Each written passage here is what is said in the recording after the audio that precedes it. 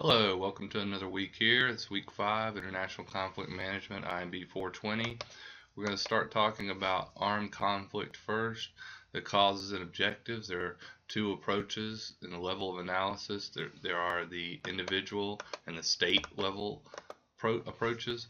The individual level causes say that human characteristics, individual leaders, and their personalities can start wars, as opposed to state level, the military, economic, and diplomatic tools by state persons in the pursuit of a clearly defined foreign policy objectives of national interest. So, two different levels of analysis, individual or state.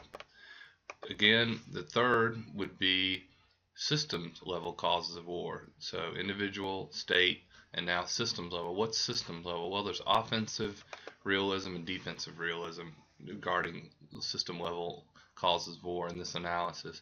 It contends that war, offensive realism contends that war is a result of inherently aggressive tendencies of states and their leaders who capitalize on anarchy and choose war as a tool of advancing their own interests and amassing greater power. Defensive realism suggests that war is a byproduct of anarchical nature of international system and that states and their leaders not choose war, but quest for security produces conflict. Incidents. At least 14,000 wars throughout recorded history, killing over 3 billion people. Just to give you an idea, the Earth is now, the latest census, around 6.2 billion. At least half the world has been killed through wars throughout human history. The trajectory obviously has increased by a factor of 3 from 1960 to 1992. Space. Regional dispersion. Asia and sub-Saharan Africa are the most war-torn today. Type of war. Interstate and intrastate. Both interstate among different states and interstate within borders. One example of interstate, obviously recently, is the Syrian conflict within the last, 2013, going into 2014. Intensity. The deaths and casualties have increased. Other patterns and trends, technology, nationalism, as we talked about. Nationalism has always been a precursor to armed conflict when you have nationalistic countries. One example being Germany in the 1930s, that essentially most would suggest started World War II. The scope and cause of war. Look at this graph I put up here. I like looking at these charts and looking at the dichotomy. For this particular one, the average number of international conflicts per year from 1950 to 2008. You look at the purple is the interstate among states, and then the extra-state is the teal color. I guess it would be best characterized as teal. You see that the amount of both has gone down to almost eliminate the extra-state, but then deal with just the interstate. And by 2008, you see the average number of conflicts per year under 1, and again, non-existing for extra-state. So it's an interesting chart to look at. Let's look at another one, the number of armed conflicts by intensity. 1946 to 2010, minor, again in the purple, and the other color, war, you see, so minor, and then all out, what's considered all-out war on a larger scale. So you see the trend is kind of over a period of time somewhat steady for war, but minor has gone up from number of conflicts around 10 to hovering up to 40, and then most recently just under 30. So you see large increases there, but just and overlaying those two is just interesting to look at. Well, let's talk about military spending. Look at the military spending, the graph there, $1,630 billion in billions of US dollars. The global military spending around the world, so $1,630 billion.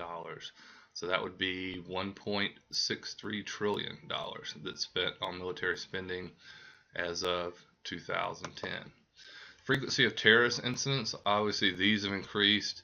1972 to 2010, you see in 72 where there were somewhere around, looks like 450, 500, spiking in 1994 to around just under 5,200, and now 2009, the latest figures around 4,600. So an unbelievable amount of terrorist incidents throughout the world. So how are we going to manage these types of things?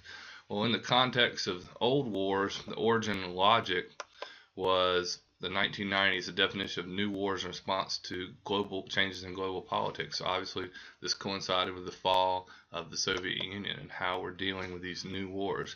The new wars are characterized by low intensity but protracted armed conflicts, often taking place within the boundaries of a state between contending identity groups and irregular forces associated with them in ways in such a way that distinctions between civil and military authority and combatants and non-combatants lack relevance. A few examples: the U.S. involvement in Afghanistan from early 2000s through still to some extent as making a video, they're still involved, in the U.S. involved in Iraq. The forces were withdrawn in 2013. There's still some forces there, but the majority of offensive forces were withdrawn from the early 2000s to 2013. So you see these 10-year or more protracted conflicts, and the lines are blurred. They're not traditional uniform opposing forces that are coordinated. It's just a lot of asymmetrical warfare and street to street, house to house conflict, or village to village, and just sporadic. It's just totally different from the old war where you lined up on two sides and people and countries and armies went at it, so to speak. The old war's origin and logic were fought by and through the state and its organized professional standing armies in pursuit of national interest. The old war concept, the state centrality in the global political system, is intertwined with the evolution of modern warfare. So let's talk about new wars as opposed to that. Conflicts likely to be carried out by actors other than states for causes other than traditional national interest and by means and tactics other than associated with professional armies. So we're talking about civilizations and different cultures and different groups and sects going after each other. Remittances, transfer of money by expatriate to persons in his or her home country. So you saw with 9/11, there were uncovered hundreds of thousands of dollars and hundreds of transfers to the cells in the United States and elsewhere to carry out the horrific 9/11 incident. You saw the transfer of money, wiring money. So that's just a different concept. War, again, was, instead of lining up in a battle, you didn't go to the money store and get a wire transfer before you went into battle. But these are the kind of things that are taking place. So it's just war by a different name and in a different context today. Globalization is a catalyst. So globalization itself has, to some extent, spurred this on. Clash of civilizations. We talked about this last week and week 4. We'll talk about it again because it is so important to talk about. How are these different civilizations clashing against each other, and where are the fault lines? Where's the contentiousness, and what's going to happen with all the different clash of East versus West, of one religion versus another, of several religions against another religion? These questions that are very thought-provoking and require a lot of analysis and a lot of leadership as well. I talked about asymmetrical warfare. I talk about it here again. This terrorism, it's not a coordinated, linear, line up. Like I said, line up and fight. It's everything all at once. You're coming at you from many different directions. It's a strategy of conflict employed by a weaker actor in contending with a stronger one in an attempt to level the playing field. Such weapons as biological, chemical, or nuclear weapons, appealing instruments of asymmetric warfare. Another example on a smaller scale, IEDs. The big, powerful 30, 40, 50 million, $100 million tanks and armaments in the U.S. and in Africa and Afghanistan are blunted by an IED that costs 30 or 40 bucks to construct. You could plant those in the road and the armaments run over them and explode and cause great damage, both human and material damage, from a small amount, just placed at random. So these kinds of things, asymmetric warfare, this is warfare from many directions, is how I characterize it. Causes of terrorism, many causes of terrorism, prevailing social conditions, a right for terrorist organizations, technology, increased urbanization, modern communication. I'd also add in there, obviously, religion, religiosity, and belief in one's own religion is a cause of terrorism. Lots of different things going on there. So how do we manage this? So given all these, given the state of the world, the number of armed conflicts, the number of terrorist incidents, how does the world and the different states within the world manage this kind? So conflict management is concerned with making ongoing conflict less damaging. Don't think anyone's going to suggest we're going to totally eliminate it. We're just trying to figure out how to reduce it to some appreciable number. The world would be great if we would have 100% peace, but most of us probably or we're not being jaded, but we're just being just being real to an extent that we're not going to totally eliminate it. That would be a great goal, and that is a goal of many nations, but there is still always going to be some kind of conflict to a greater or lesser extent. So it's threat-based, deterrent-based, adjudicatory, and accommodationist. So there are different kinds of ways you can approach it. Collective security is one way to manage it. Armed aggression is unacceptable in form, and getting together with states grouping together can have, in theory, more security. An active aggression directed against any one member in good standing in the international community is a breach of security, and an active aggression directed against all parties. This was obviously enacted, this theory, in the Cold War. For example, the U.S. had NATO member countries signed on in Western Europe, where if the Soviet Union invaded West Germany or other Western countries like France, Western European countries like France, the U.S. would treat it as an attack on itself and protect those countries. So that created, a bilateral standoff. What's different about today and today's times and the new warfare is you have, small groups, Al Qaeda and different other groups that are propagating war and terrorist threats throughout the world on assets and people in small number and a large number throughout all corners of the world. So it's just taking place all at once and in undefined boundaries. So that's the difference that we're talking about. How do you manage that? So collective security allows for provision of security, the duty of all actors in the global political system. Peacekeeping. So how do we try to exact a measure of peacekeeping when you have all this potential conflict? The use of military means and non-coercive posture by international organizations such as the United Nations peacekeeping forces to prevent a recurrence of military hostilities, usually by acting as a buffer between combatants in a suspended conflict. One area would be the former Yugoslavia, Bosnia-Herzegovina. In the late 90s, there was the Serbs and the different conflicts going on with the people in the former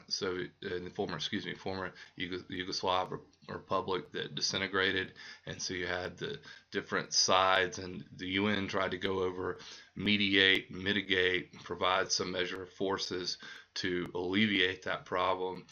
Mixed results. It did stop the ongoing violence. There was a great deal of violence before. There's been some violence since, but it's an effort by the global community to try to exact a measure of peace in unstable areas of the world. Peacekeeping is also seen as state building, a process of creating both the government and the legal structures of a country and the political identification of the inhabitants of the country with the state and their sense of loyalty to it. So this is, obviously a little bit controversial, I would suggest. State building. Does the UN and often the U.S. has been somewhat criticized in the last 20, 30, 40 years. Does either the U.S. or the UN as a collective group of nations want to build states? It's debatable. The argument is it provides stability. If you let states disintegrate and just go off on their own, it destabilizes the region and to some extent the world, since we're all interconnected. So these are points of debate, and you can form your own decision, and we can talk about that throughout class as well. Peacekeeping, multi-dimensional peacekeeping, when soldiers, military officers, police, and civilian personnel from many countries monitor and observe peace processes that emerge in post-conflict situations and assist conflicting parties to implement the peace agreement that they have signed. These have happened again in the former Yugoslav Republic is one example. It may, to some extent, happen in Syria if there's peace in Syria. It's happened in other countries like Lebanon, for example, and the Golan Heights and the Israeli Palestinian ongoing conflict. So there's had to be other sides, other than the Palestinians and Israelis, come in and try to mediate a peace. 1977, then President Jimmy Carter, now obviously former president, helped sign a peace accord that was groundbreaking at the time between Egypt and Israel. But there are many other examples, but that's just a few. Let's look at this chart. The UN peacekeeping deployment since 1991, total forces and major operations. You see the amount of forces, the different amounts and the different dates. And you see 78,000, 47,000, 80,000, large number of troops and the different operations over the period of time. So there is an attempt, an active attempt. We could talk about the results in class and talk about what could be done better, that you want to be thinking about. The fact that there are ongoing conflicts and thousands and thousands of troops deployed to try to gain some measure of peace in these areas. Peace enforcement, resource requirements, is talking about money, resources, troops. Limited consent and impartiality is the goal, and legal authority. Now, the legal authority comes under the UN resolutions. So if there are UN resolutions, and if there are sufficient resources, and if the member countries do agree, they will go in for limited action in theory to help bring the peace.